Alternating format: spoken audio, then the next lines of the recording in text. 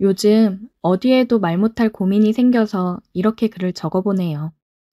대학생 때부터 친하게 지내던 친구들이 있어요. 항상 생일날 만나서 같이 생일 파티도 하고 한 달에 한 번씩은 꼭 만나려고 하는 친구들입니다. 저를 포함해서 4명이 졸업하고도 가까이 지내고 있었어요. 한 명 친구가 생일이어서 그날도 만나기로 했었는데 한참 생일 파티를 하고 술을 마시는데 다른 친구가 그러더라고요. 아, 맞다. 우리 사촌 오빠가 내 SNS에서 미연이 너 사진 보더니 소개시켜달라고 계속 성하더라. 어때? 소개받을 생각 있어? 나도 별로인 사람이면 이런 얘기 안 꺼내는데 우리 사촌 오빠지만 진짜 괜찮은 사람이거든. 능력도 좋고 생긴 것도 봐줄만 하고. 너네 사촌 오빠? 그러게. 희선이 너가 이렇게 소개시켜줄 정도면 진짜 괜찮은 사람인가 보네. 응, 우리 집안 사람들 중에서 제일 괜찮아. 너 생각 있으면 내가 자리 한번 만들어 볼게. 연애 안 한 지도 오래됐잖아. 그래도 괜히 만나다 헤어지거나 그러면 불편할까 봐. 뭐 어때? 남녀가 다 만나다 헤어질 수 있는 거지.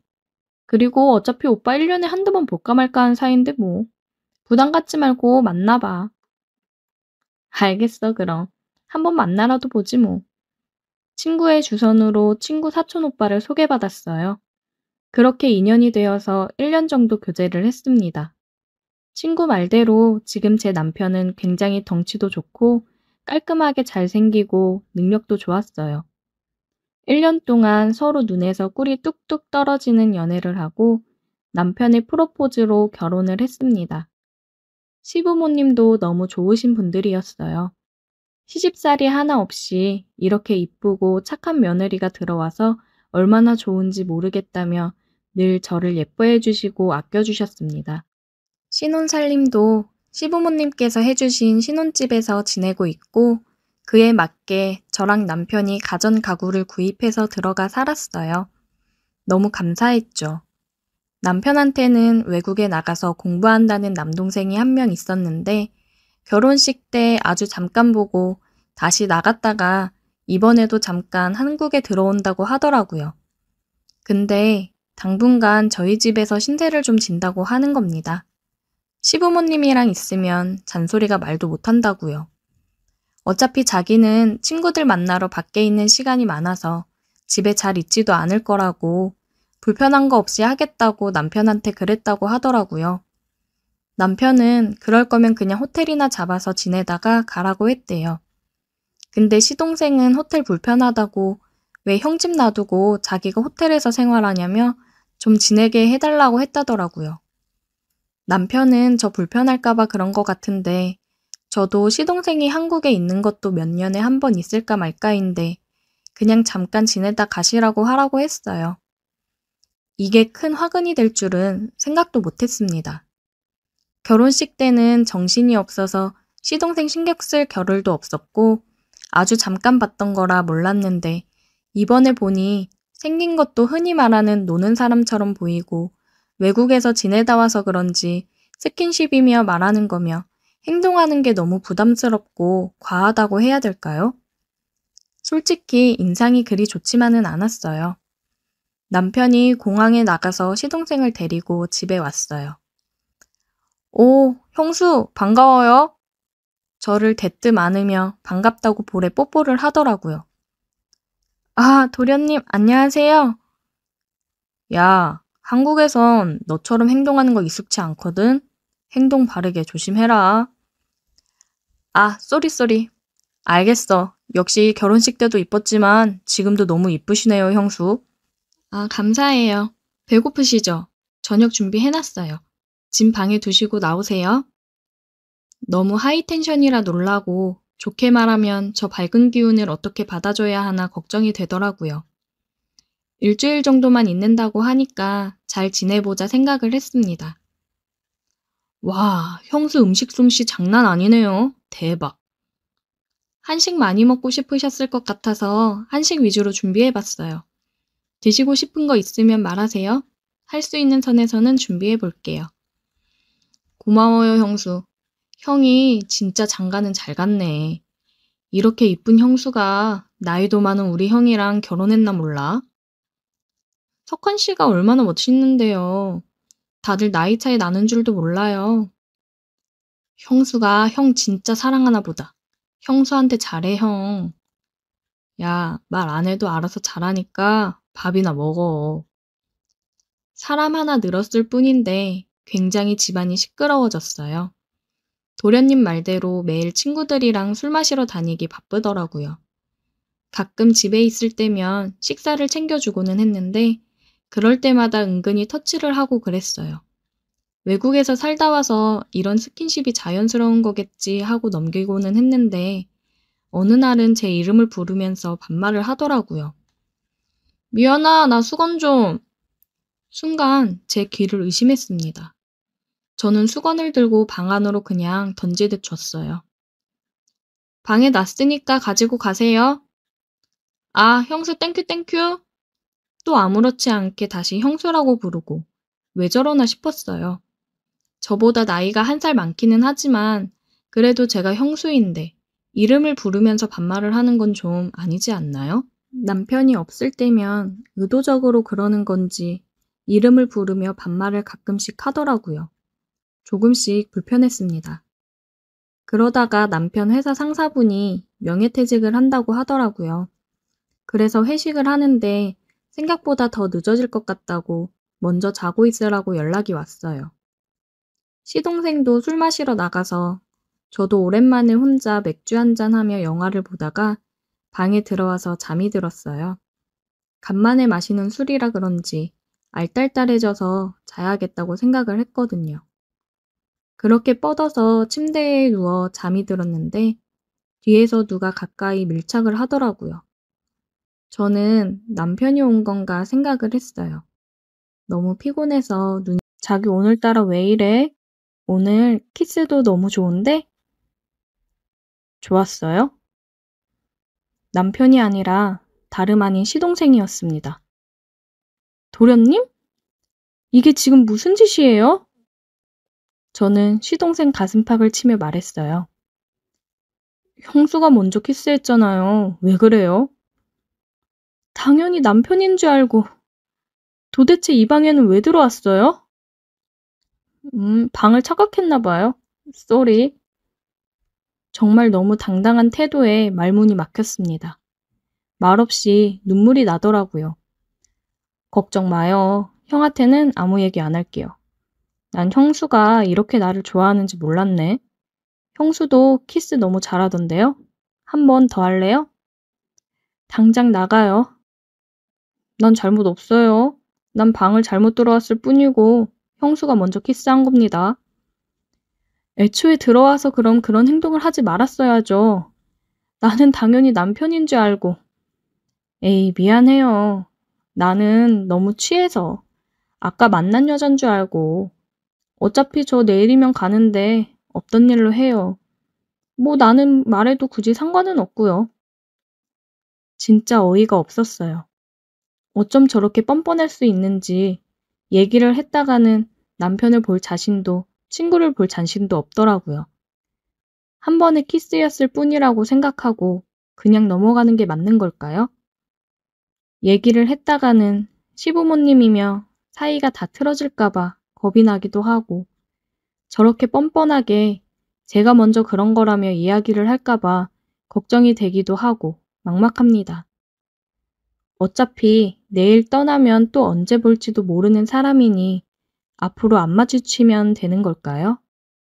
오늘의 사연 여기까지입니다. 오늘도 들어주셔서 감사해요. 구독, 좋아요, 알림 설정 부탁드려요. 안녕하세요. 썰라디오입니다. 오늘은 4명의 남녀가 얽힌 충격적인 사연을 전해드리려 합니다. 서로 잘 알지 못했던 두 커플이 운명처럼 만나 점차 선을 넘나드는 묘한 긴장감 속에 빠져들게 된 이야기입니다. 안녕하세요. 저는 올해 40살이 된 박진혁이라고 합니다. 아내 정혜진 38과 결혼한 지는 벌써 12년이 넘었네요. 서로 큰 갈등 없이 지내왔지만 최근 들어 우리 부부는 아슬아슬하게 권태기를 의심할 정도로 무미건조한 일상을 보내고 있었습니다. 사이가 나쁜 건 아니지만 어딘가 우리는 이렇게 계속 살아도 되나 하는 마음이 자꾸 들더군요. 저와 아내가 다니는 회사에는 부부, 동반으로 함께 참여할 수 있는 여러 동호회가 있는데 주말 시간도 활용할 겸 좀 더 특별한 취미를 찾고자 동호회 게시판을 둘러보다가 소규모 크루즈 동호회라는 것을 발견했습니다. 한적한 항구 도시에서 소규모 요트를 빌려 여러 커플이 주말마다 함께 즐기는 모임이었는데 평소와 다른 색다른 경험을 해보고 싶다는 생각이 들었죠? 아내도 괜찮아 보인다며 호기심을 보이길래 우리는 그 동호회에 등록하게 됐습니다. 처음 모임에 참석했을 때 여러 커플이 있었지만 유독 눈에 띄는 부부가 있었습니다. 남편은 최민우 42, 아내는 한유나 35점. 두 사람 모두 스스럼 없이 다른 커플에게 말을 건네며 친화력을 뽐냈고 옷차림이나 대화에서 풍겨나오는 분위기가 어딘가 자유롭고 대담해 보였다고나 할까요? 아내 혜진도 처음엔 저 사람들 좀 화끈한 스타일이네라며 웃었고 저는 그들을 보며 이 동호회가 꽤나 흥미롭겠구나라는 생각을 했습니다. 크루즈라기보다는 작은 요트에 올라타 함께 바다를 누비는 동안 저와 혜진은 민우유나 부부와 몇 마디 주고받으며 금세 친해졌습니다. 민우 씨는 굉장히 사교적이고 농담도 잘했으며 유나 씨는 겉보기에는 조용하지만 때때로 무심하게 던지는 한마디가 묘한 임팩트를 주는 타입이었습니다. 그날 뒤풀이 술자리에선 4명이 같은 테이블에 앉았는데 어느 순간부터 분위기가 살짝 아슬아슬하다고 느껴지기 시작했습니다. 민우 씨가 와인잔을 기울이며 웃으면서 부부끼리 이렇게 함께하면 가끔은 자극이 없어도 서로 좋은 것 같아요 라는 말을 던지더군요. 그러자 혜진이 머뭇거리며 사실 저희는 최근에 좀 지루하다는 느낌이 들어서 이렇게 동호회도 찾아보게 됐어요 라고 털어놓았고 유나 씨는 흥미롭다는 듯 권태 같은 건 없으세요? 보통 결혼 10년 넘으면 다들 좀 그렇다던데라며 웃었습니다. 저희는 자연스럽게 권태감이 전혀 없다고 하면 거짓말이죠 라고 답하게 됐죠. 그렇게 농담 반 진담 반 섞인 대화가 오갔지만 당신은 그냥 흔한 부부라면 누구나 가질 수 있는 고민 정도라고만 여겼습니다. 그러나 그들이 전하는 말투나 눈빛에는 뭔가 알 수 없는 제스처가 깔려있다는 걸 저는 약간이나마 느꼈습니다. 혜진도 집에 돌아가는 길에 민우 씨랑 유나 씨 뭔가 독특한 분위기가 있지 않아? 보통 커플들은 잘 안 하는 얘기까지 스스럼 없이 하던데라고 말했는데 저 역시 동의했죠. 그 뒤로 저희는 주말마다 동호회에서 만나게 되면서 민우유나 부부와 한 번쯤 따로도 만나보고 싶다는 생각을 하게 됐습니다. 오래된 결혼 생활을 좀 더 자극적으로 만들어 볼 수 있지 않을까? 하는 은근한 기대감 때문이었을까요? 아내 혜진에게서도 종종 민우 씨랑 유나 씨, 재밌는 사람들이네. 같이 밥 한번 먹어볼까? 하는 말을 들었으니까요. 결국 어느 날, 4사람이 따로 모여 저녁 식사를 하게 됐습니다. 식당에서 이런저런 이야기를 나누며 술을 기울이는데 민우 씨가 사실 저희 부부는 늘 뭔가 새로운 경험을 찾아요. 결혼 생활이 오래될수록 더 자극이 필요하다고 생각하거든요라고 말하더군요. 그 말에 유나 씨는 쓴웃음을 지으며 오빠가 워낙 개방적인 편이에요. 근데 우리 같은 커플 많지 않죠? 라고 대놓고 자문했습니다. 혜진이 어떤 면에서 개방적이라는 거예요? 라고 물었고 민우 씨는 웃으며 여러모로요. 부부끼리도 서늘하게 선을 그어두기보다는 즐길 수 있는 건 즐겨보자고 생각해요 라고 답했습니다. 그 대화가 저는 심상치 않다고 느꼈습니다. 그 여러모로라는 말이 뭘 뜻하는지 궁금했지만 구체적으로 묻진 못했어요. 하지만 나중에 혜진이 살짝 제게 속삭이듯 혹시 저 사람들 스와핑 같은 것도 생각하나 라고 농담 섞인 말을 했을 때 제 심장은 괜히 쿵 내려앉았습니다. 설마 그런 걸 노리고 우리한테 접근한 건가 싶기도 했고 한편으론 그게 사실이라면 어떨까 같은 호기심이 섞여드는 게 참 이상하더군요. 시간이 흐르면서 4사람은 점점 더 자주 만났고 저나 아내나 뭔가 알 수 없는 동조가 일어난 느낌이 들었습니다. 한 번은 민우 씨가 우리끼리 주말에 여행이나 갈래요? 라고 제안했습니다. 한적한 바닷가 근처 펜션을 빌릴 건데 같이 바람 쐬고 놀면 재밌을 것 같아요. 라는 말이었죠. 혜진도 좋네요. 요즘 딱 그런 데 가고 싶었어요. 라고 적극적으로 호응했습니다. 그리고 그 여행에서 모든 일이 완전히 달라지기 시작했습니다. 우리는 금요일 밤 펜션에 도착해 짐을 풀었고 간단히 술자리를 차렸습니다. 민우 씨는 오늘 마음껏 즐겨보죠. 와인도 있고 위스키도 좀 사왔는데라며 웃었고, 유나 씨도 새로운 경험을 할 때는 역시 술이 최고의 촉매 아닐까요? 라고 말했습니다. 혜진은 그 말을 듣고 가볍게 웃었지만 이미 의중을 아는 사람처럼 보였어요. 저 역시 이 모임이 단순한 여행이 아니라는 걸 느꼈습니다. 술이 어느 정도 올라가자 민우 씨가 우리끼리만 아는 특별한 게임 한번 해볼까요? 라고 제안했습니다. 특별한 게임이라는 말에 저는 불안과 호기심을 동시에 느꼈습니다. 그러더니 민우 씨와 유나 씨가 벌칙으로 서로 배우자가 아닌 사람끼리 가벼운 스킨십을 한다거나 자리를 바꿔 앉는다거나 같은 얘기를 매우 태연하게 꺼내는 겁니다. 아내 혜진도 그 말에 당황한 듯 보였지만 이내 그래도 재밌겠다라며 낄낄 웃으며 동의했죠. 저 또한 뭐 게임이니까 괜찮겠죠라며 동참해버렸습니다. 그렇게 시작된 게임은 처음엔 그저 어깨동무 정도의 가벼운 벌칙이었는데 시간이 갈수록 수위가 올라갔습니다. 벌칙 걸린 사람은 서로 파트너가 아닌 사람과 10초간 포옹하기 같은 식이 되자 저는 진짜로 온몸이 긴장되더군요. 그런데 놀랍게도 혜진과 민우가 포옹에도 별다른 거부감 없이 서로 웃었고 유나와 제가 가볍게 포옹했을 때도 분위기가 이상하게 괜찮아. 자연스러운 스킨십일 뿐이야 라는 식으로 굴러갔습니다. 점점 더 수위가 올라가자 결국 민우 씨가 장난스럽게 스와핑이라는 말을 슬쩍 꺼냈습니다. 이렇게 벌칙으로 포옹이나 볼에 입 맞추기까지 했는데 혹시 더 과감하게 즐겨볼 생각 없나요? 라는 식이었죠. 아내 혜진은 당황스러워하긴 했지만 완전히 거부하진 않고 유나 씨 쪽을 쳐다봤습니다. 유나 씨도 대놓고 정말 그 정도까지 가도 돼요? 라고 말하진 않았지만 그 눈빛은 나쁘지 않을지도라는 메시지를 보내고 있었어요. 그 순간 나는 이 사태가 돌아갈 수 없게 될 수도 있다는 걸 느꼈습니다.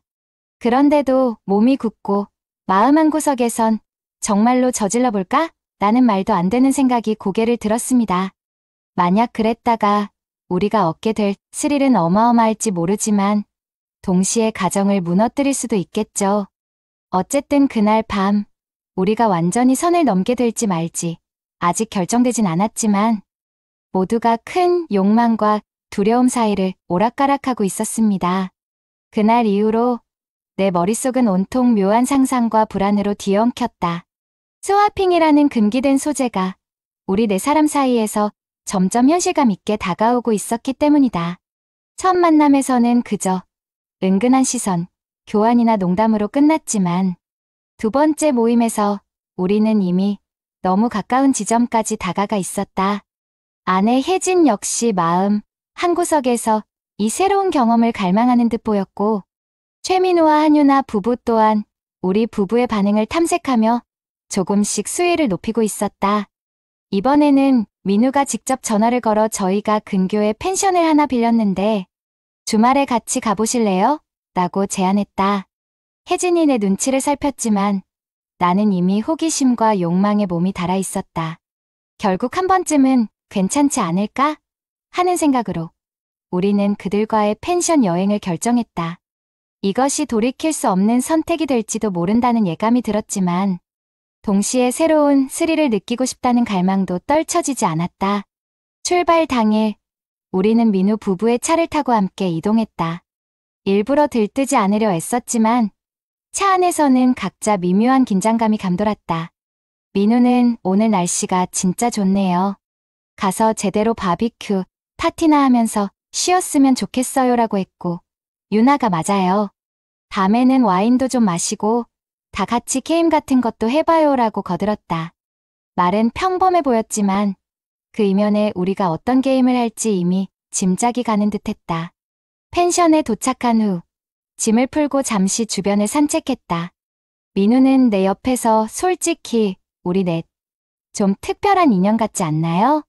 보통 부부끼리 이렇게 빠른 시간 안에 가까워지긴 쉽지 않은데라며 껄껄 웃었다. 나는 그 말에 맞장구 치면서도 속으로는 그래. 우린 이미 너무 빠르게 친밀해졌지라고 생각했다.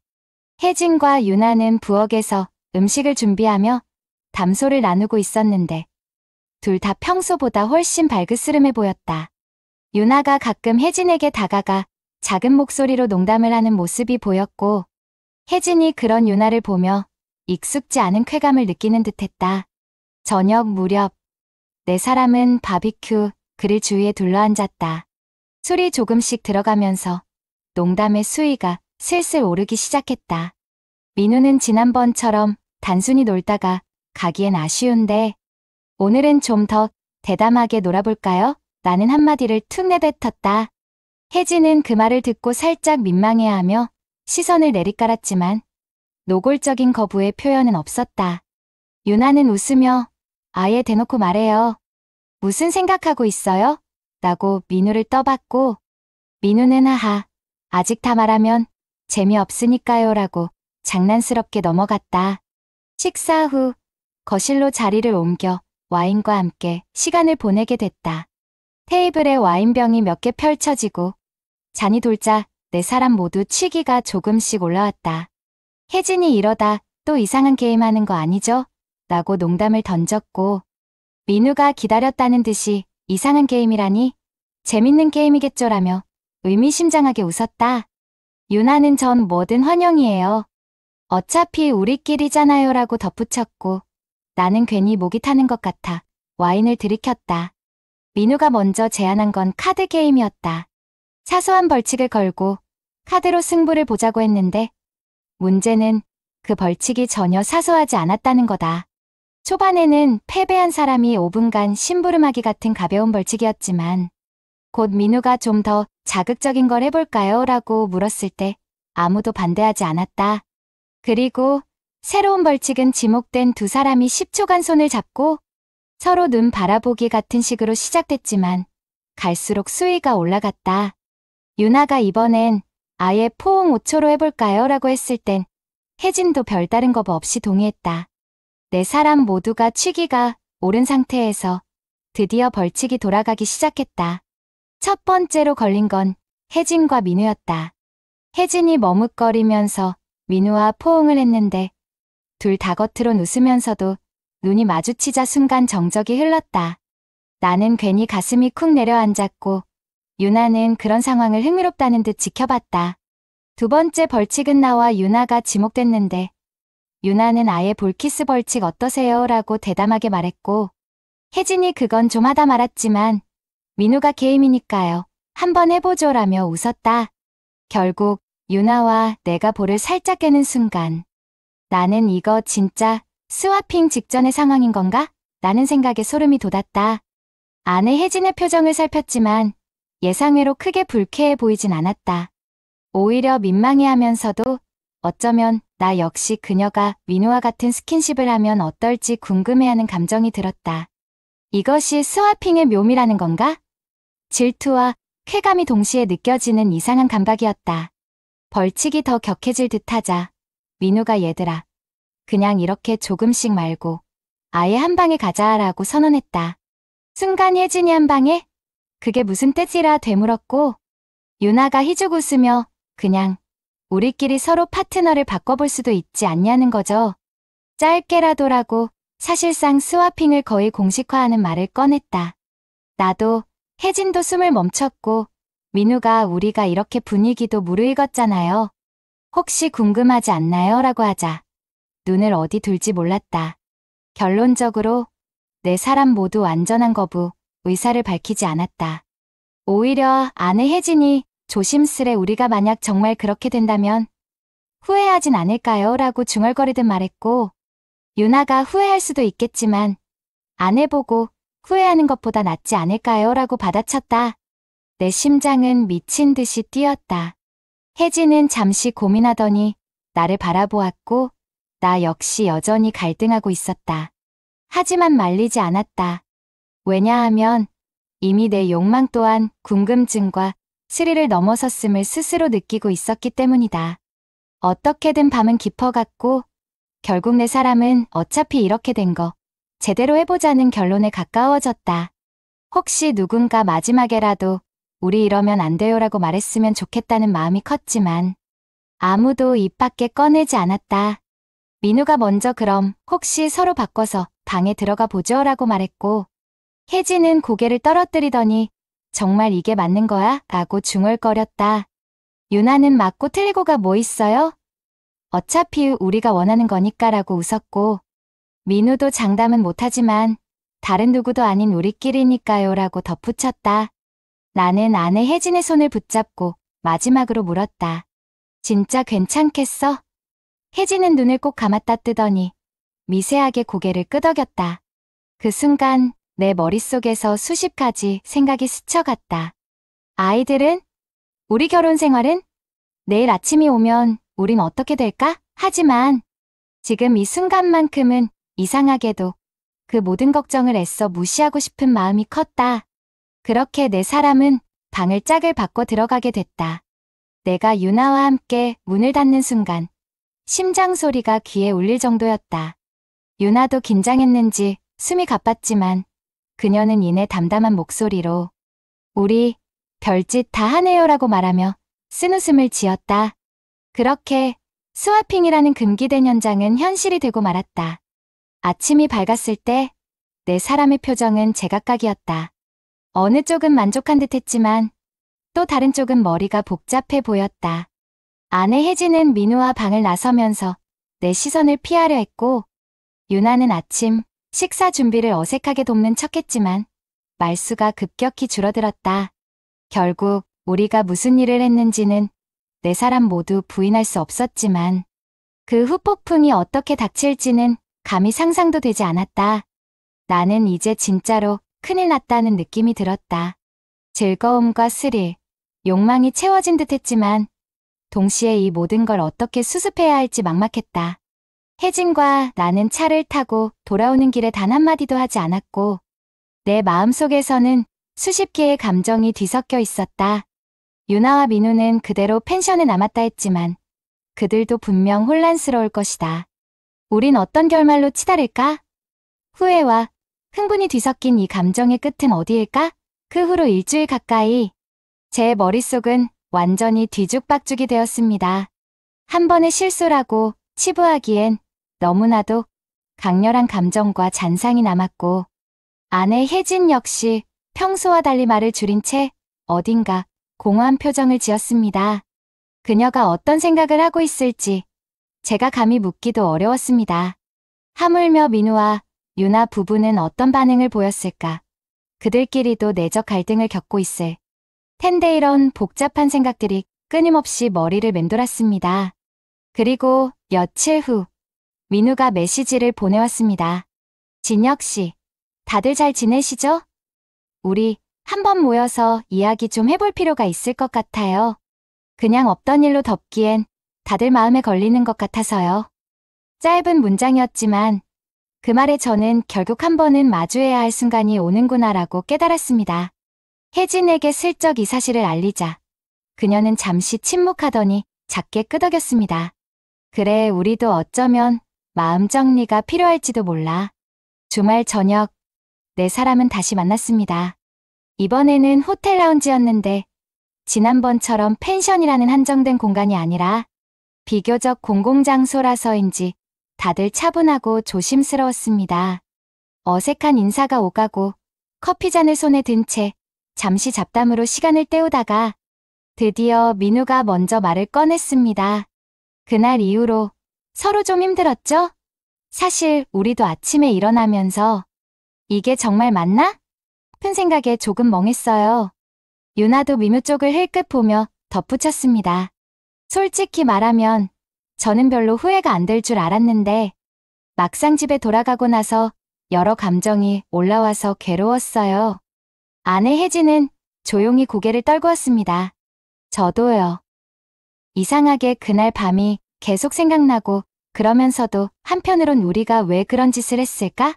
후회도 들고 진혁 씨랑도 제대로 대화 못 해봤고 그 말에 제가 혜진의 손을 살짝 잡았지만 혜진은 힘을 빼고 손을 잡히는 듯 잡히지 않는 듯 했습니다.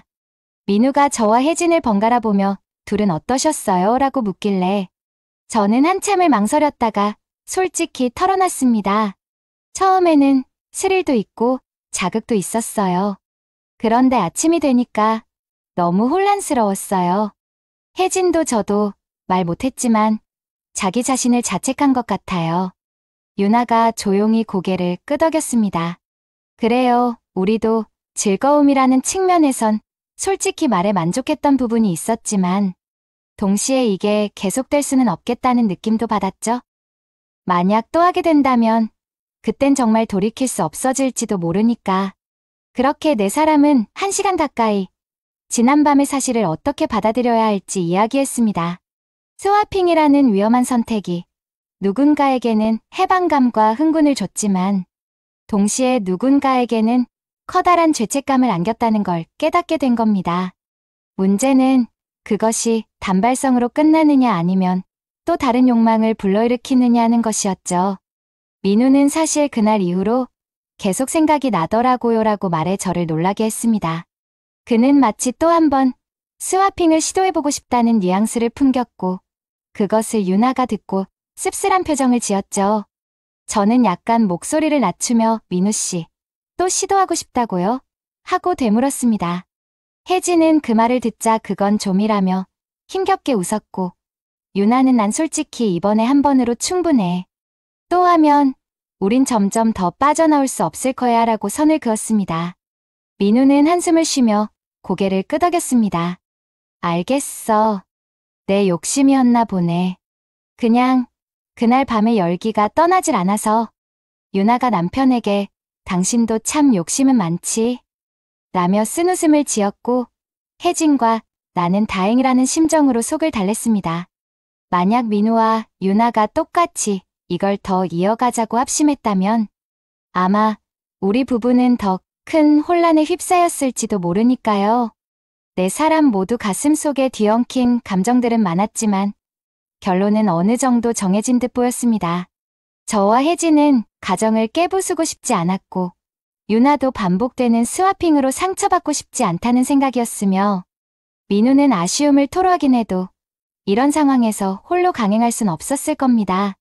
결과적으로 우리는 여기서 멈추자. 그리고 서로에게 다시는 이런 제안을 하지 말자라는 결론에 이르렀고 네 사람 모두 그 말에 동의했습니다. 하지만 그 합의 뒤에도 어색한 침묵이 맴돌았습니다. 이미 한번 넘어버린 선을 원상태로 되돌릴 수 있을까? 민우와 유나는 계속 우리와 만나며 동호회 활동을 할 수 있을까? 혜진과 저는 예전처럼 지내게 될 수 있을까? 고민이 끊이지 않았죠. 실제로 그날 자리를 파하고 각자 집으로 돌아간 뒤 아내 혜진이 갑자기 눈물을 흘렸습니다. 여보, 난 왜 이렇게 허무하지? 우리 너무 멍청한 짓을 한 거 아닐까? 저는 혜진을 안으며 나도 그래. 하지만 우린 아직 늦지 않았어. 다시 예전처럼 돌아갈 수 있을 거야 라고 말했지만 사실 나 자신도 확신할 수 없었습니다. 며칠 후 동호회 활동에 참석해야 했지만 아내 혜진이 가고 싶지 않다며 거부했습니다. 저도 비슷한 마음이라 빠지자고 했죠. 그러나 민우와 유나는 아무 일 없는 듯 동호회에 나간 모양이었습니다. 저는 괜히 더 신경이 쓰였습니다. 혹시 우리 자리를 빼고 둘이 또 다른 커플을 유혹하고 있는 건 아닐까? 아니, 그런 생각까지 해야 하나? 별의별 의문이 떠올랐지만 결국 남의 일일 뿐이었습니다. 아내 혜진과 저는 한동안 대화가 줄었어요. 서로 마음이 복잡하다 보니 굳이 언성을 높여 다투지 않아도 겉으로 드러나는 냉기가 있었다고 할까요? 그러다 어느 날 밤 혜진이 갑자기 무겁게 입을 열었습니다. 여보, 우리 이번 일 쉽게 덮으려고만 했지. 솔직한 심정은 안 털어놨잖아. 난 사실 그날 밤 조금은 충격받았지만 조금은 흥분되고 즐거웠던 것도 사실이야. 이걸 어떡하면 좋지? 나도 그녀의 고백에 놀랐지만 사실 내 심정도 크게 다르지 않았습니다. 나도 그랬어. 이게 단순히 후회만 남긴 게 아니라 어딘가 모르게 그날을 떠올리면 묘하게 다시 보고 싶은 기분까지 드니까 그래서 더 무서워. 두 사람 모두 감당하지 못할 감정의 불씨가 꺼지지 않은 상태였습니다. 결국 우리는 우리 부부끼리 솔직히 이야기하며 다시는 이런 실수를 반복하지 말자는 쪽으로 합의를 봤습니다. 민우와 유나 부부와도 거리를 두기로 했죠. 다행히 그들 역시 우린 더 이상 문제를 크게 만들고 싶지 않다는 입장이었는지 이후로는 별도로 연락해오지 않았습니다. 동호회에서도 가끔 얼굴을 마주치는 정도였는데 그럴 때면 서로 쓴웃음을 짓고는 더 이상 말을 섞지 않았습니다. 그렇게 몇 주가 흐르고 나서야 혜진과 저는 비로소 일상으로 돌아갈 수 있었습니다. 그 스와핑 사건이 가져다준 아찔한 흥분과 혼란은 마치 폭풍처럼 지나간 뒤 자욱한 후유증을 남기고 갔지요. 우리는 서로 한동안은 예민했지만 점차 이제 그런 짓은 다시 하지 말자. 우린 그걸 견딜 정도로 강하지 않다는 결론을 나눴습니다. 솔직히 말해 아직도 가끔은 그날 밤의 스릴이 떠오릅니다. 혜진도 마찬가지라고 했습니다. 그러나 동시에 우리가 얼마나 위험한 불장난을 했는지 너무 잘 알고 있어요. 누구에게나 일어날 수 있는 새로운 자극에 대한 갈망이 이렇게 돌이킬 수 없는 길로 이끌 뻔했다는 사실이 두렵습니다. 지금이라도 상처가 깊지 않은 상태에서 멈춘 게 다행일 수도 있겠죠. 결국 우리 부부는 다시 평범한 일상으로 돌아왔고 민우와 유나 역시 각자의 길을 가는 듯 보입니다.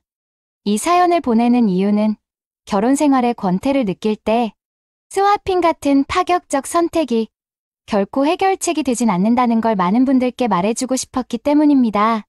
물론 짧은 자극이나 스릴을 줄 수도 있겠지만 그 후폭풍과 죄책감은 결코 무시할 수 없었으니까요. 여러분이라면 이런 상황에서 어떻게 하셨을까요? 부디 저희처럼 위험한 불장난에 빠지지 않길 바라며 사연 마칩니다. 읽어주셔서 감사합니다. 이 이야기가 어떠셨나요? 쓰는 저 역시 여전히 혼란스러운 마음이 남아있지만 조금이나마 다른 분들에게 경각심 혹은 대리 경험이 되었길 바랍니다. 그럼 썰라디오는 다음 이야기로 다시 찾아뵙겠습니다. 오늘의 사연을 시작합니다. 안녕하세요. 저는 지방에서 헬스장을 운영하고 있는 남자입니다. 친구 아내와의 문제로 사연을 보내게 되었습니다. 운동만 했기에 다소 글솜씨가 부족하더라도 끝까지 듣고 조언 부탁드리겠습니다. 학생 때부터 공부는 잘 못했습니다. 그래서 선택한 것이 운동이었습니다. 특별히 좋아하거나 잘하는 것이 있어서 선택한 것이 아니라 공부의 도피처로 선택한 운동이기에 운동도 열심히 하지 않았습니다. 그러다 보니 지방에 있는 체대로 진학하게 되었습니다. 지방에 있는 학교로 가다 보니 기숙사를 들어가 되었지만 통금도 어기고 외박도 하다 보니 얼마 살지 못하고 기숙사에서 나오게 되었습니다. 가진 돈은 없고 부모님께 있는 사실을 말씀을 드리고 집을 구해달라고 할 수도 없었기에 혼자 자취하는 친한 친구 집에 월세 절반을 주기로 하고 같이 살게 되었습니다. 그때 당시 친구는 여자친구가 있었고 현재는 친구의 아내가 되었습니다. 그녀는 같은 학교 학생은 아니고 고등학교 졸업하고 병원에서 일하는 간호조무사였습니다. 그래서 가끔씩 여자친구가 온다고 친구가 눈치를 주면 조용히 집을 비워주었습니다. 좀 짜증나고 불편하긴 했지만 그래도 친구 덕분에 저렴하게 살 수 있었기에 사실 불평불만을 낼 입장은 아니었습니다. 게다가 친구 부모님께서 주기적으로 보내주시는 맛있는 반찬들과 음식 때문에 식비도 거의 들지 않아서 너무 좋았습니다. 그날도 친구가 비워달라는 신호를 보내길래 집 앞 PC방에서 5시간 정도 게임하다가 집으로 들어갔습니다. 매번 5시간 정도를 비워주었기에 그날 당연히 끝났을 거라고 생각했습니다. 같이 마실 술과 안주를 사서 문을 열고 들어갔더니 아직도 뜨거운 시간 중이었습니다. 친구는 노크도 안 하고 들어오냐며 저에게 화를 내었고 미안하다고 사과를 하면서 급하게 문을 닫았지만 그 짧은 시간에 저는 여자친구의 날씬한 몸매와 느끼고 있는 표정을 보았습니다. 10분 정도 집 앞에서 서성이고 있자 친구가 나왔습니다. 아까 화를 내서 미안하다면서 너무 당황해서 그랬다고 하였습니다. 그렇게 모두가 뻘쭘한 상태로 술을 마시게 되었습니다. 보통 적당히 마시면 텐션도 올라가고 분위기도 올라가는데 그날은 끝까지 정막만 흘렸습니다. 그날 이후로 한동안 그녀는 저희 집에 놀려오지 않았습니다. 같이 살던 집이 옥탑방이었는데 비도 오고 날도 덥고 친구도 없길래 바지만 입고 비를 맞으며 혼자서 운동을 하였습니다. 곧 시합도 있던 터라 닭가슴살만 먹으며 몸을 한창 만들고 있을 때였습니다. 갑자기 계단에서부터 빠르게 올라오는 소리가 들리더니 그녀가 나타났습니다. 서로 눈이 마주쳤는데 약간 부끄럽긴 했지만 아무렇지도 않은 듯이 그녀에게 인사를 하였습니다. 친구랑 연락이 되지 않아서 혹시 집에 있나 싶어서 왔다고 하였습니다. 지금 집에는 없지만 비도 오고 좀 있으면 저녁이니 집에 오지 않겠냐면서 방에 들어가서 기다리라고 하였습니다. 그러고는 친구에게 전화를 걸었지만 받지를 않아서 그녀가 집에 왔다고 알려주었습니다. 그 후로 운동을 더 했지만 창문으로 힐끔힐끔 몰래 쳐다보는 그녀의 시선 때문에 더 이상 운동을 할 수가 없었습니다. 샤워를 하고 나오니 고생했다면서 그녀가 찬물을 주는데 그때 그녀의 눈빛이 예사롭지 않았습니다. 하지만 친구의 여자친구이고 친구와의 방 문제도 있어서 문제를 일으키고 싶지 않아서 모르는 척하였습니다. 이런 끈적하고 난감한 신호를 받으면서 친구가 오기만을 기다렸습니다. 그런데 친구에게 오늘 집에 못 온다는 연락을 받았습니다. 급한 일이 생겨서 부모님 집에 왔다면서 모레 밤에나 돌아올 것 같다고 하였습니다. 그녀에게 이런 사실을 알려주며 집으로 가라고 하였더니 비가 많이 와서 지금은 나가기 싫다며 비 좀 그치고 간다고 하였습니다. 하지만 비는 점점 더 많이 오기 시작했고 비가 오니 막걸리가 생각난다며 정과 막걸리를 주문하는 것이었습니다. 같이 먹자고 하였지만 정말 술까지 마셨다가는 큰 사고를 칠 것 같아서 참았습니다. 그녀는 혼자서 먹으면서 계속 같이 먹자며 제 옆에 안기기 시작했고 결국 같이 먹고 마시게 되었습니다. 몇 잔 술이 들어가니 자연스럽게 마음의 긴장감도 풀리고 텐션도 올라갔습니다. 체대생인 줄은 알았지만 이렇게 몸이 좋고 근육이 많은 줄 몰랐다면서 한 번만 만져봐도 되냐고 하는 것이었습니다. 아무런 거리낌 없이 편하게 만져보라고 하였더니 저의 몸을 여기저기 만져보는데 순간 아랫도리에 힘이 들어가는 것이었습니다. 그녀도 보았는지 거침없이 쓰다듬었습니다. 결국 폭풍 같은 시간이 시작되었고 그녀는 이런 느낌을 받는 것은 처음이라며 계속 폭풍 같은 시간을 원했습니다. 결국 친구 오는 날 오후까지 같이 보내면서 눈이 맞을 때마다 뜨겁게 보냈습니다. 그날 이후로 친구랑 같이 있는데도 친구 몰래 저를 만지거나 자기를 만져보라고 하는 등 점점 더 높은 수위로 다가오길래 더 이상 친구랑 같이 살다가는 큰일이 벌어질 것 같아서 친구 집에서 나와서 혼자 집을 구했습니다. 새로 구한 집을 어떻게 알았는지 가끔씩 친구 몰래 저희 집에 찾아와서 뜨거운 시간을 보내고 갔습니다. 그러다 각자 계획대로 군대도 다녀오고 졸업 및 각자 다른 지역에서 사회생활을 시작하면서 그녀와 만나는 것은 끝이 났고 친구와도 가끔씩 연락만 하면서 지냈는데 작년에 친구가 그녀와 결혼을 한다고 청첩장을 가지고 왔습니다. 다른 사람은 몰라도 저는 직접 만나서 인사하고 주고 싶었다면서 그녀와 같이 제가 있는 곳으로 찾아왔습니다. 오랜만에 만나 늦게까지 술자리가 이어졌고 제 집에서 자고 갔습니다. 그날은 계기로 다시 왕래가 활발해졌고 얼마 전에 친구 신혼집에서 놀았는데 사고가 터졌습니다. 그날따라 유독 제 연애 주제가 돼서 이야기가 많이 오고 갔고 요즘 만나는 여자가 있기는 하지만 만난 지 얼마 되지 않았다고 하였습니다. 그러면서 진도는 어디까지 갔냐는 둥, 좋았냐는 둥, 정말 친한 친구들 사이에서 주고받는 수위 높은 대화들이 오고 갔는데 친구 아내가 된 그녀가 취했는지 지난날의 일들을 꺼내는 것이었습니다. 분명 그때 그녀가 먼저 제 친구에는 비밀로 하자면서 몇 번 뜨거운 시간을 보낸 건데 제 여자친구는 좋겠다면서 역시 운동하는 남자와의 뜨거운 시간은 확실히 좋다면서 부럽다는 식으로 말하는 것이었습니다. 친구는 운동하는 남자가 좋은지 어떻게 아냐면서 다 사람들이 지는 말들이라면서 그 상황을 웃고 넘겼는데 그녀는 자기가 왜 모르냐면서 제 이름을 말하며 이미 충분히 좋은지 안 좋은지 맛을 다 보았다며 저한테 맞지 않냐고 묻는 것이었습니다. 저는 아니라고 하면서 술이 많이 취한 것 같다며 상황을 마무리 지으려고 하였지만 그녀는 점점 더 상황을 정확하게 설명하면서 저에게 답변을 강요하였고 이미 술도 많이 마신 상태에다가 제 집까지 차로 2시간 거리임에도 늦었으니 이만 가보겠다면서 친구 신혼집에서 나왔습니다.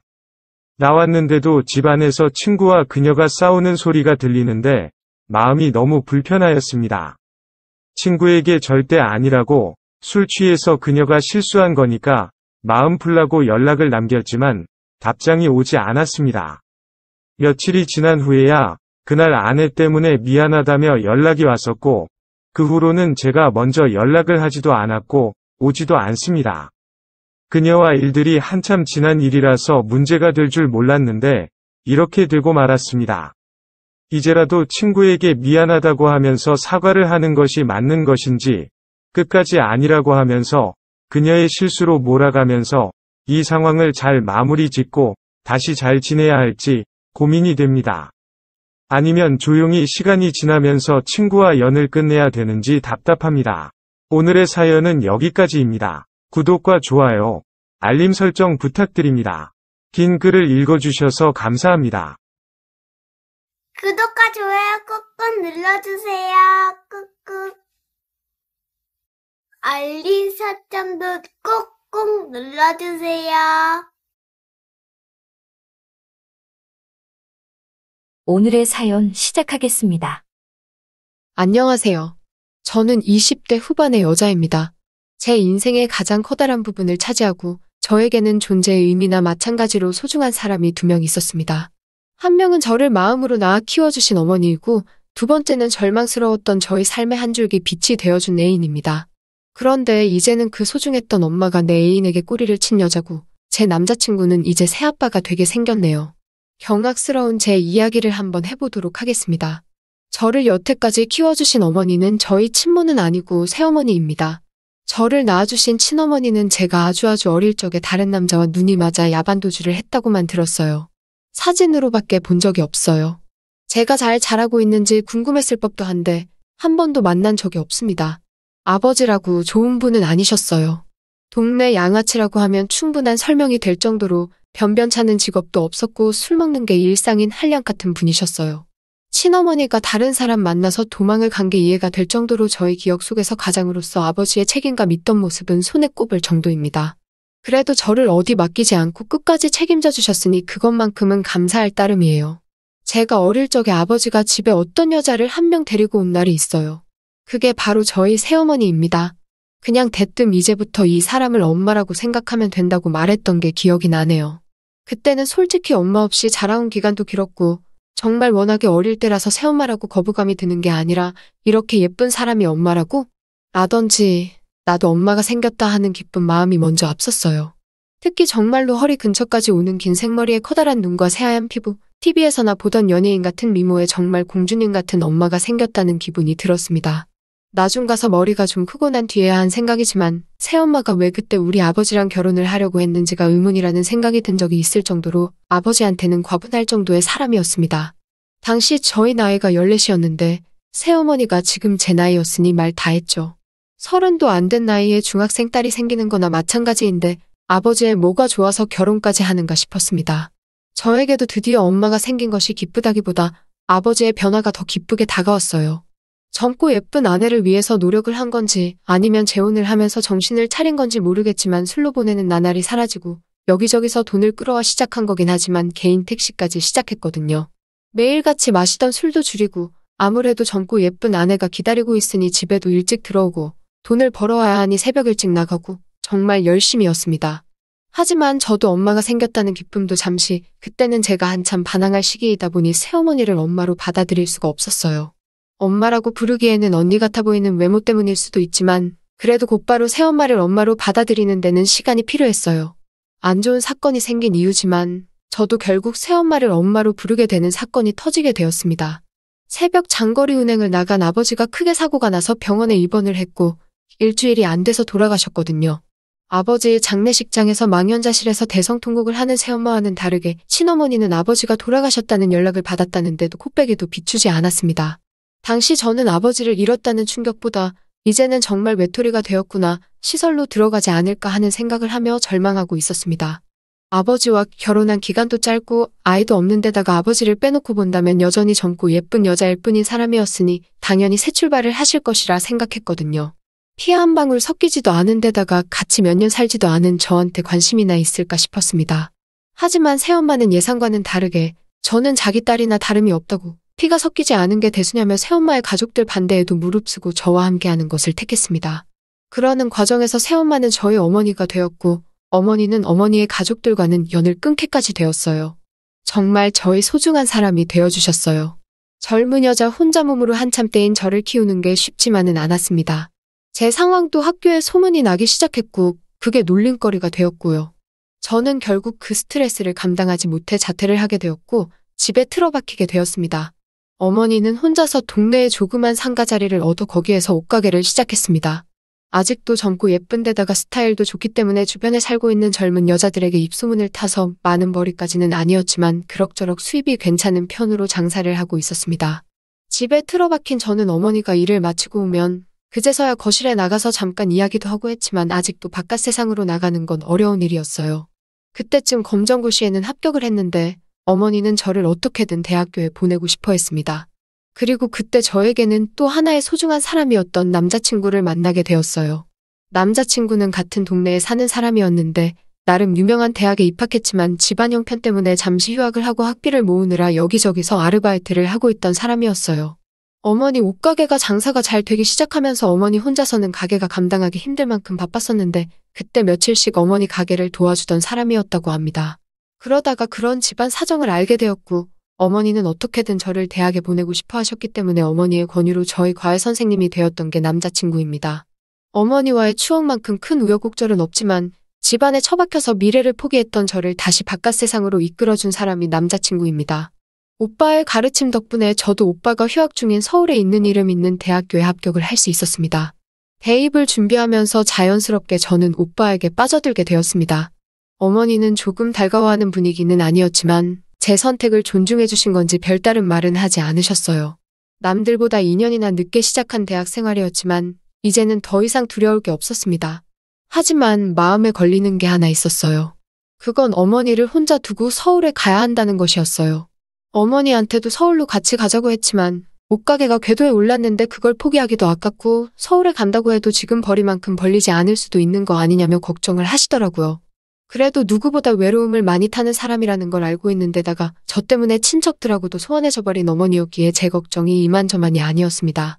하지만 어머니는 자기 때문에 모처럼 합격한 대학을 포기할 수도 없고 제 앞길을 막을 생각도 없으시다면서 저보고 걱정하지 말라고 강한 척을 하셨어요. 거기에 그때쯤 오빠도 복학이 예정돼 있었기 때문에 어머니는 오빠가 곁에 있으니 걱정은 덜 하겠다고 하시니 저도 떠날 수밖에 없었습니다. 그렇게 서울로 올라가게 되었고 원래는 근처에 자취방을 서로 구할 예정이었지만 조금이라도 돈을 절약해보자는 생각에 어머니에겐 비밀로 하고 오빠와 한 방을 빌려 같이 동거를 하게 되었습니다. 서로에게 호감이 있던 차였고 그랬기에 동거를 시작하면서 어머니 모르게 오빠와 저는 연인 사이로 발전하게 되었어요. 어머니는 절대 졸업하기 전까지는 연애는 안 된다고 하셨지만 어떻게 다 큰 남녀가 한 집에 살게 되었는데 아무 일도 없을 수가 있겠어요? 그때는 학교도 학교지만 학교가 끝나면 오빠나 저나 너나 할 것 없이 곧바로 집에 돌아와 서로를 기다렸습니다. 그리고 매일같이 서로의 사랑을 확인했어요. 첫 학기가 끝나고 방학을 맞아 오빠와 함께 어머니가 계신 고향으로 내려갔습니다. 가는 길에 오빠는 저에게 몇 번이고 부탁하더군요. 우리 둘이 연인 사이가 된 걸 어머니 모르게 해달라고요. 쓸데없는 걱정 끼치고 싶지 않고 믿는다고 보내놨더니 몇 달도 안 돼서 그렇고 그런 사이가 된 거냐는 소리를 듣고 싶지가 않답니다. 그래서 알겠다고 했어요. 오랜만에 본 어머니는 저희가 떠나기 전보다 훨씬 수척해 보였어요. 그래도 장사가 궤도에 오르기 시작하면서 덕분에 어려움 없이 잘 지내고 있다고 하셨습니다. 여름방학을 맞아 내려온 것이었고 한 일주일 정도 머무르다가 다시 서울로 돌아갈 계획이었는데 오빠에게서 연락이 왔어요. 이왕 내려온 거 서울에는 방학 끝날 때까지 올라가지 말자고요. 그러고는 하는 말이 어머니의 가게에서 아르바이트를 하기로 했다는 겁니다. 어머니도 힘에 부처하고 가게 구조도 조금 바꾸고 싶어 하는데 자기가 있는 동안 도와드리면 딱일 것 같다면서요. 그리고 나중을 위해 장사도 경험해보고 싶고 저와의 관계도 있으니 모르는 사람한테 맡기는 것보다 자기가 하는 게 낫지 않겠냐고 하는데 그때는 오히려 오빠의 깊은 속에 감동해서 고마워하기까지 했어요. 그런 꿍꿍이가 있는 줄도 모르고 말이죠. 사실 그때쯤 저희 고향에 재개발붐이 있어서 공사판 수요도 많았는지라 오빠가 돈을 더 벌려면 괜찮은 아르바이트 자리가 더 많았는데도 굳이 낮은 임금에 저희 엄마를 도와주겠다니 정말 오빠가 나를 위해 무리를 하고 있구나 하는 생각까지 했어요. 첫 방학은 너무나도 짧았습니다. 가게 특성상 어머니는 일요일 하루밖에 쉬는 날이 없었고 그래서 그만큼 어머니와 같이 시간을 보낼 수도 없었어요. 방학이 끝나가기 며칠 전 저는 서울로 돌아가기 위해 짐을 싸고 있는데 오빠한테 연락이 왔습니다. 갑자기 또 집안 형편이 어려워져서 이번 학기 등록금에 방학 내내 어머니를 도와주면서 모은 돈까지 전부 다 묶여버리게 되었다고요. 그래서 저 혼자 서울에 올라가야 할 것 같다는 사정을 설명하더라고요. 그러면서 반반씩 내고 있던 집세 반반치를 저에게 보내주더라고요. 오빠의 사정을 잘 알고 있었던 데다가 어머니 가게에 일손도 필요하다는 걸 알고 있었기 때문에 고마운 마음으로 저는 혼자 서울로 올라가게 되었습니다. 심지어 그때는 그래도 오빠가 어머니 곁에 있으면 어머니가 덜 쓸쓸해하지 않겠나 하는 생각까지 하고 저 혼자 서울로 올라오게 되었어요. 하지만 혼자 돌아온 서울의 자취방은 너무나도 외로웠습니다. 혼자 침대에 누우면 이불을 머리끝까지 뒤집어 쓰고 있어도 춥다는 생각이 들 정도였어요. 매일 학교가 끝나면 다음날 새벽까지 오빠와 함께 이 침대에 누워 있어서 그랬나 2명이 겨우 누울 더블 사이즈짜리 침대가 너무나도 넓게만 느껴졌습니다. 날씨도 추워져서 그런 기분이 더했어요. 어머니도 고향에서 혼자 이런 느낌이었을까? 제가 혼자서 외롭다고 찡찡거리면 두 사람이 나를 뭘로 생각할까 하면서 열심히 버티면서 학교 생활을 했습니다. 혼자라는 외로움을 견뎌낼 수 없는 밤이 오면 제 자신을 통제하지 못할 정도로 힘든 날이 반복되었어요. 그때는 어머니가 보고 싶은 것보다 오빠가 너무 그리웠던 어느 날이었습니다. 모자란 생활비에 버스표를 사서 집으로 내려갔어요. 저 혼자만 이렇게 몸이 다른 게 아니고 오빠도 똑같을 거라 생각했습니다. 깜짝 놀래켜주려는 마음에 아무런 연락 없이 출발했어요. 자정이 다 돼서야 도착을 했고 오빠의 집 근처까지 가서 전화를 했습니다. 그런데 수십 통의 전화에도 오빠는 전화를 받지 않더라고요. 무슨 일이 있나 걱정도 되었고 미리 연락이라도 하고 올걸 뭘 그렇게 놀래켜주고 싶었나 하는 후회도 들었어요.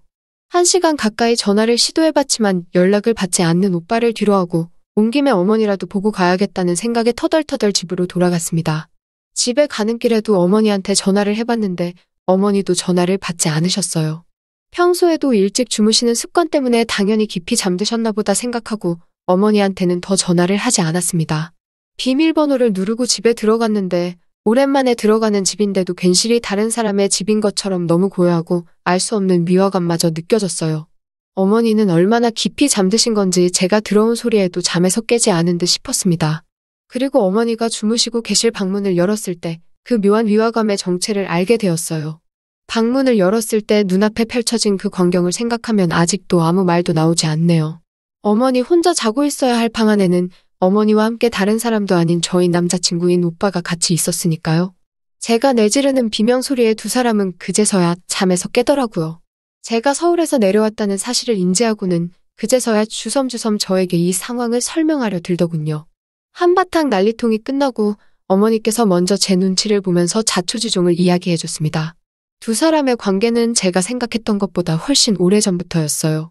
이미 제가 오빠에게 과외를 받기 전부터 두 사람은 가까운 사이였던 겁니다. 그래서 어머니께서는 제가 오빠에게 마음이 있다는 말을 들었을 때 내키지 않는다고 말했던 거였고요.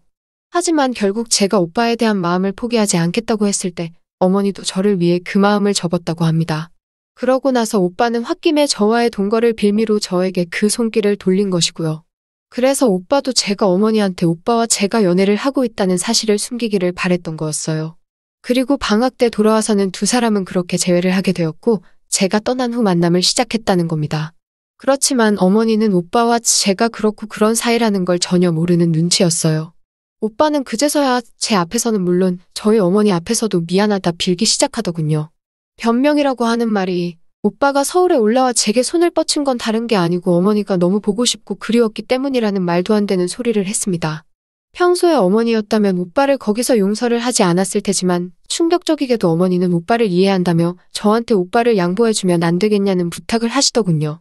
미워하기엔 저에게는 너무 소중한 사람들이기에 제가 어떻게 해야 할지를 모르겠습니다. 저를 위해 가족들까지 포기하고 젊음을 희생한 어머니를 생각하면 당연히 새로운 사람이 생긴다면 딸이 된 입장으로 당연히 그것을 축하해줘야 마땅하다고 생각했어요. 하지만 그 상대가 저에게 새로운 삶을 가르쳐준 은인 같은 남자친구였으니 그리고 그 남자친구가 저에게 돌이킬 수 없는 상처를 주고 어머니를 택한다고 하고 있으니 그걸 응원해줄 용기가 나지를 않네요. 이 사실을 받아들이기가 너무 힘들어요. 제 마음은 이미 갈기갈기 찢겨져 버렸고 어떤 결정을 내려도 저 혼자만 슬프게 되는 것 같고 말이죠. 이 사실에 요즘 하루하루 견디기가 너무 힘드네요. 저는 어떻게 해야만 하는 걸까요? 누군가 저를 위로해줄 사람이라도 있다면 이런 고민은 하지 않을 텐데 말이에요. 정말 위로받고 싶은 하루입니다. 또 찾아주셔서 감사합니다. 매일 새롭고 흥미로운 사연으로 찾아뵙겠습니다. 구독과 좋아요 잊지 마시고 다음 사연으로 다시 찾아뵙겠습니다. 감사합니다. 어서 오세요. 반갑습니다. 안녕하세요. 저는 40대 여자입니다. 결혼한 지는 이제 2년 조금 넘었습니다. 저는 초혼이지만 남편은 이혼 경력이 있습니다. 이혼한 지 한참 되었고 전처도 제가 아는 사람이어서 전처와 어떤 이유로 헤어진 것도 알고 있고 게다가 전처와 사이에 아이도 없어서 남편의 이혼 경력을 크게 신경 쓰지 않았습니다. 가끔 저에게 전처의 이름을 실수로 부를 때가 있어서 섭섭할 때도 있지만 전처와 결혼 기간이 짧지 않았기에 이해를 해줄 수 있었습니다. 물론 그런 실수를 할 때마다 남편은 저에게 정말 미안하다며 사과도 했기에 화를 내기에는 제가 너무 속 좁아 보이기도 했고요. 그런데 얼마 전부터 남편한테서 이상한 느낌이 들기 시작했습니다. 어떠한 증거나 상황은 없지만 그냥 좀 다른 것 같았습니다. 요즘 일이 많아서 힘들어하나 싶었습니다. 오래간만에 일찍 퇴근하게 돼서 남편이랑 데이트하려 회사 앞으로 찾아갔습니다. 도착해서 전화를 걸었는데 받지를 않길래 바쁜가 싶어서 그냥 기다렸습니다. 2시간 가까이 기다렸는데도 안 나오지도 않고 전화도 안 받았습니다. 그래서 그냥 포기하려고 가는데 남편이 나오는 것이었습니다. 반갑게 인사를 하려는데 어떤 여자의 차를 타고 가는 것이었습니다.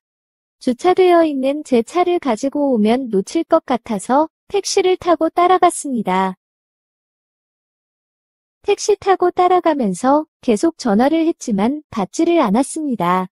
남편이 탄 차는 회사에서 멀리 떨어진 지역의 번화가로 갔습니다. 번화가에서 몇 바퀴를 돌더니 모텔 주차장으로 들어갔습니다. 저도 몰래 따라 들어가서 봤습니다. 설마 아니겠지. 바람은 아니겠지. 속으로 외치면서 벽 뒤에 숨어서 지켜보았습니다. 차에서 내리는 남편과 반대편에서 내리는 여자를 보았는데 전처였습니다. 내리자마자 팔짱을 끼면서 모텔 안으로 들어가는 것이었습니다. 세상이 무너지는 것 같았습니다. 1시간이 지나도 2시간이 지나도 그들은 나오지 않았습니다. 3시간쯤 지나서야 나오더니 배가 고픈지 둘이서 식당으로 가더군요. 둘이서 웃고 떠들며 밥과 술도 마셨습니다. 물론 저에게 어떠한 전화도 메시지도 없었습니다. 몇 장의 사진을 찍은 뒤에 제 차를 챙겨서 집으로 왔습니다. 제가 집에 도착하고도 한참 뒤에 새벽 2시가 넘어서 남편은 집에 들어왔습니다.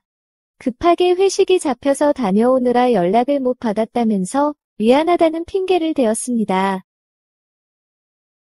하고 싶은 말은 너무나 많았지만 저 머릿속에 아무것도 정리가 되지 않았기에 조용히 입을 꼭 닫고 참았습니다. 저희 부부 침대에 자고 있는 남편을 보니 정말 화가 너무 나서 당장이라도 뭔 사고를 낼 것만 같아서 다른 방에서 잠을 자고 싶었지만 그렇게 하면 남편이 눈치를 챌까봐 꾹 참고 남편 옆에 누웠습니다. 제가 잠을 못 들고 자꾸 뒤척이자 남편은 잠이 잘 안 드냐면서 저를 안으려고 하였고 피곤하다고 그냥 자라고 뿌리쳤지만 오랜만에 한번 안아보자며 관계를 요구하였습니다.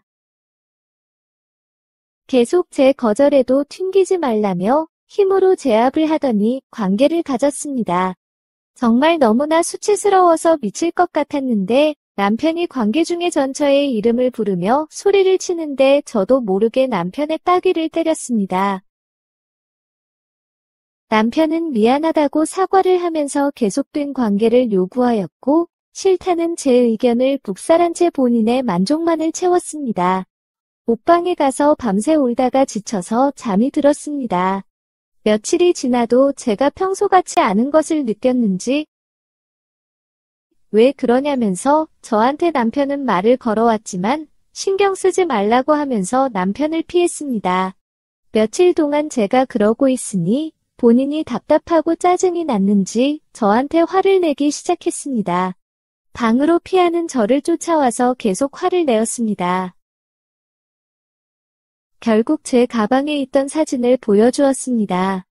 남편은 엄청 당황하는 것 같더니 금세 조작된 사진이라며 말도 안 되는 거짓말을 하기 시작했고 제가 어느 지역에 어느 모텔로 언제 들어갔는지까지 상세히 말하면서 직접 보고 찍은 사진이라고 하자 아니라고 끝까지 우기는 것이었습니다.